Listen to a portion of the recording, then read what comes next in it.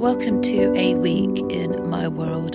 So this week I've been really busy with work, but what I have done is I've captured various bits of footage. These are the new cows that have turned up on the farm. So what I've done is I've done a big collection of the countryside, a spectacular sunset, me delivering stock, all here, all together. I do